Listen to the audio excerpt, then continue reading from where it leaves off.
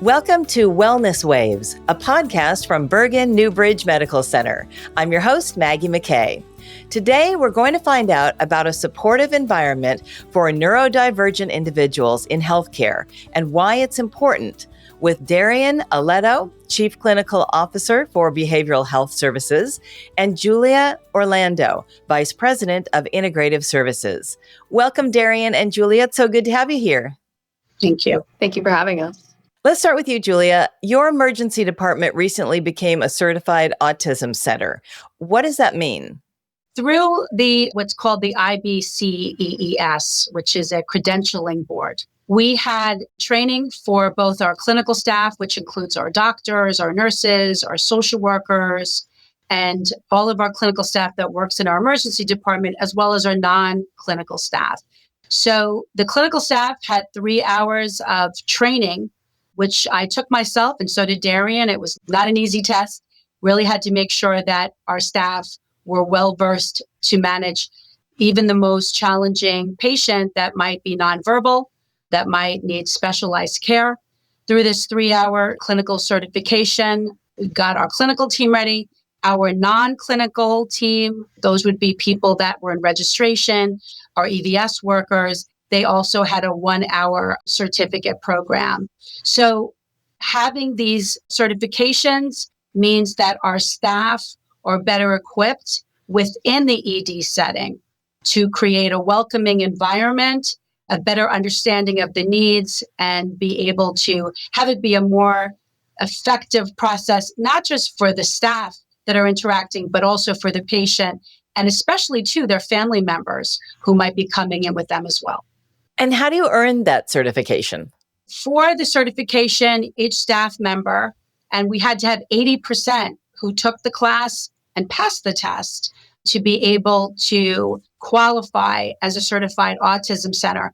In addition to that, we also had an expert who flew to our hospital in Paramus, New Jersey, who spent the day with us saying, these are modifications that we're going to recommend that you make sure. And there were things that, we may not have even been aware of, that these experts came out and really helped us identify the space, identify the things we needed to bring in to the space. It was so eye-opening to be able to have this consultant who came.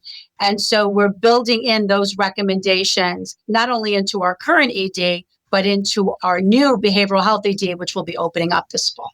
Darian, what motivated Bergen New Bridge Medical Center to pursue this certification?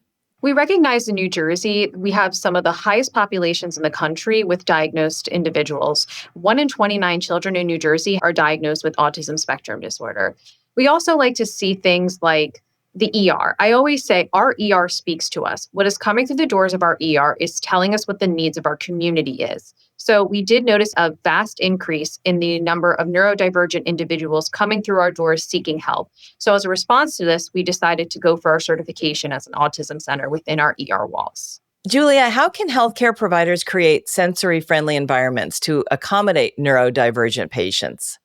That's such a great question. And it's a question that we've taken very seriously, but not only listening to consultants that have come and given us advice, but also to families and patients who have been within our ED. And Darian and I have also done some local tours of some programs that specialize in service delivery to neurodivergent individuals. So I think the most important thing that I've learned in this journey is that many of the family members coming into healthcare have a very low expectation that a hospital is going to be able to meet the needs of their family member. And that was really eye-opening for me because it let me know that there are some very simple, some very basic things that we can do within a hospital setting that will be helpful. So for example, having dimmer lighting, having sound machines so that it's quieter, right? There's, in an ED, it's a very chaotic, it's very loud environment. So within our hospital space, we are designing a treatment room that we're calling our calming room. That's going to have softer lights, noise machines. We're going to have stimulation toys. We're going to have iPhones and iPads, because a lot of times in a crisis, even though those family members have a very good understanding of what they need for the individual, if you're in the middle of a crisis, you may not have everything you need. So Darian and I have worked hard to do the research and talk with experts and family members to say, what are the things that we could have here? So, for example, one of the things we're going to have in our ED is an adult changing table. And that was something that we didn't even realize was something that was necessary. So that if you're bringing in your adult child, if you don't have those facilities, now having that, families understand that we did our research, we did our homework, we understand, we've listened to the needs of families, the very specific needs that a person might need. Also, maybe having softer gowns, because the whole tactile stimulation, we're going to have TVs in the rooms, we'll have nice images, calming images. So really listening to making our ED experience feel less like a traditional ED, but more that helps to reduce the stimuli.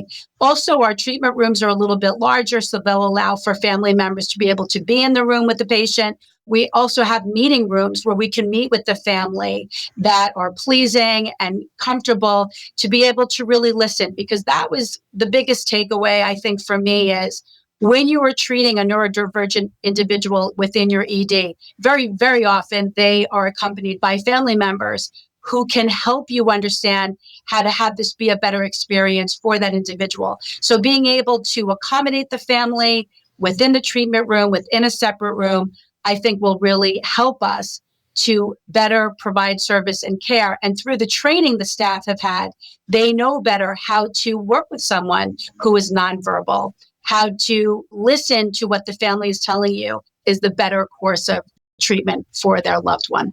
That's got to be so reassuring to the families and so comforting to know that you took the time and trouble and effort and expense to make these rooms and just the program in general. It's so brilliant. Just the lighting, like you said, that alone, and the softer gowns. I mean, that is so many little things that really add up to a much better experience, I'm sure.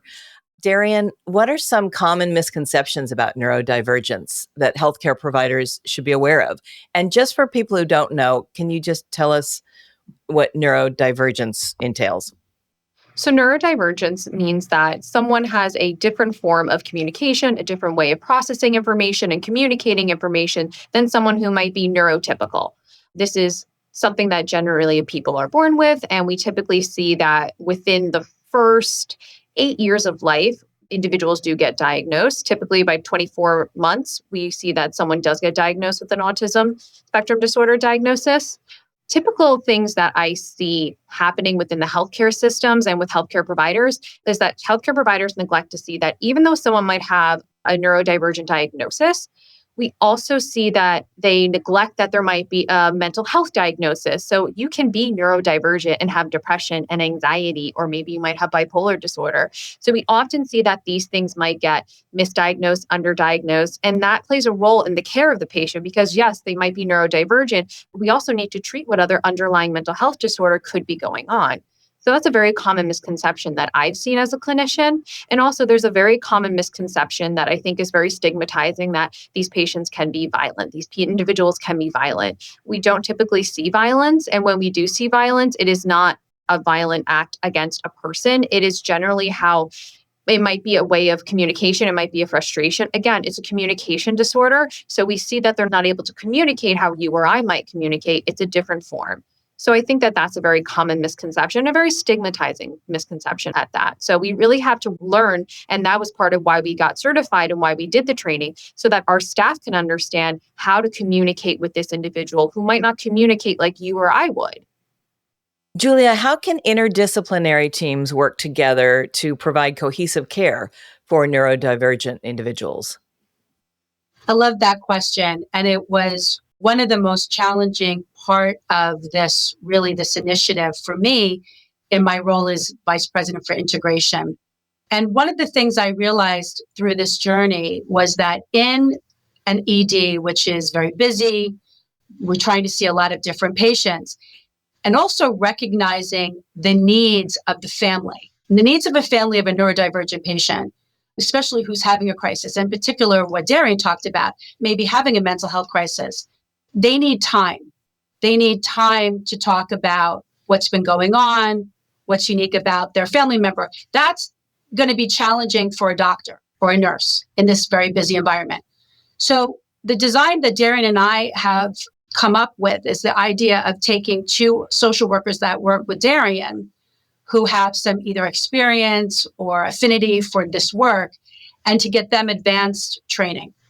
So really how I look at this is that when we have someone come into our ED, that we're going to need to have special expertise, but also someone to I describe it like a quarterback who's going to come in, who's had advanced training, to be the liaison between the medical team and the family members and really help this to be a better experience. And I think within that, you allow that multidisciplinary team to all do the piece that belongs to them, but also give that special amount of time and attention and specialized service to that family through the social work team who have this advanced training, even more training than your doctors, your nurses, right? So that they can actually be the care coordination for this experience. And so in that way, having this multidisciplinary approach, but also having almost like a commander who's at the center of it, who's helping pull all the pieces together, then everybody can really bring their expertise and work together. And then my plan would be after, the next day or within the next week, to bring that team back together to be able to talk about how did this go? What could we have done differently? What is it that we need that we don't have? Is there something we could be doing differently? So I think the constant conversation and communication around this multidisciplinary team, but also giving them the gift of having people who can navigate this for them, allows everybody to really bring their best self and doesn't interrupt the flow of a very busy ED, which we expect, especially in this new behavioral health ED, to be. Again, this is innovative. This is a new thing for us. We're very excited to move in this direction. I think it's going to help bring everybody together to be able to do the piece that everybody has to do with this patient. Darian, what community-based resources can complement healthcare services for neurodivergent individuals?